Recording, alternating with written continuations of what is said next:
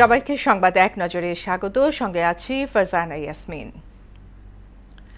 মেধাবী তরুণ এবং দক্ষ উদ্যমী জনশক্তির উপর ভর করে সেমিকন্ডাক্টর শিল্পই হতে পারে দেশের আরেক সম্ভাবনাময় অর্থনৈতিক গন্তব্য।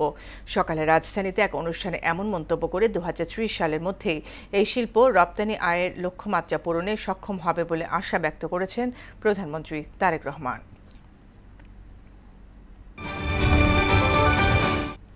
আগামী রাষ্ট্রপতি কে হবেন এটি দলের উচ্চ পর্যায়ের সিদ্ধান্ত বলে জানিয়েছেন প্রধানমন্ত্রীর রাজনৈতিক উপদেষ্টা বিএনপির সিনিয়র যুগ্ম মহাসচিব রুহুল কবির রিজভী।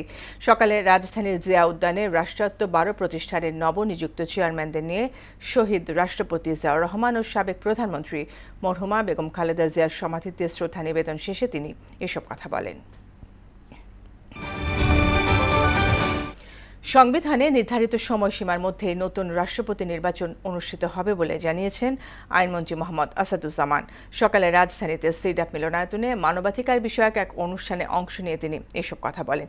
এ সময় সদ্য সাবেক রাষ্ট্রপতির বিরুদ্ধে আগের কোনো মামলা থাকলে তা খতিয়ে দেখা হবে বলেও জানান আইনমন্ত্রী। দিনাজপুর, ঝিনাইদহ, ফেনী সীমান্তে ভারত থেকে 23 জনকে পুশ-ইনের চেষ্টা করে ব্যর্থ হয়েছে ভারতীয় সীমান্তরক্ষী বাহিনী বিএসএফ।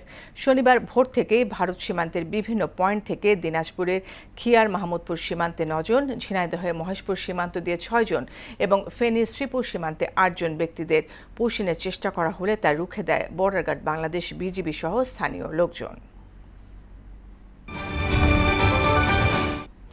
রাজধানীতে তীব্র আকার ধারণ করেছে জ্বালানি গ্যাসের সংকট। এতে বিপাকে পড়েছেন সিএনজি চালকরা। তাদের অভিযোগ, ঘণ্টার পর ঘণ্টা দাঁড়িয়ে থেকেও মিলছে না পর্যাপ্ত গ্যাস। সংকটে বাসাবাড়িতেও জ্বলছে না গ্যাসের চুলাগুলো, ফলে দুর্ভোগে পড়েছেন আবাসিক গ্রাহকরাও। ফিলিং স্টেশন সংশ্লিষ্টদের দাবি, চাহিদার তুলনায় গ্যাস সরবরাহ কম থাকায় কাঙ্ক্ষিত সেবা ব্যাহত হচ্ছে। আন্তর্জাতিক অলিম্পিক কমিটি আইওসির কাছে অভিযোগ করেছিল ফিফা সভাপতি জিয়ানি ইনফান্তিনো অলিম্পিক সনদের রাজনৈতিক নিরপেক্ষতার নিয়ম ভঙ্গ করেছেন। সংস্থাটির অভিযোগ ছিল যুক্তরাষ্ট্রের প্রেসিডেন্ট ডোনাল্ড ট্রাম্পের প্রতি সমর্থন জানিয়েছেন ফিফা সভাপতি।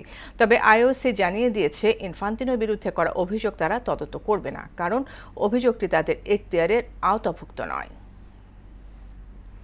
এই ছিল সংবাদ এক নজরে। সবশেষ খবর সবার আগে জানতে মোহনার সাথেই থাকুন। এতক্ষণ সঙ্গে থাকার জন্য ধন্যবাদ সবাইকে।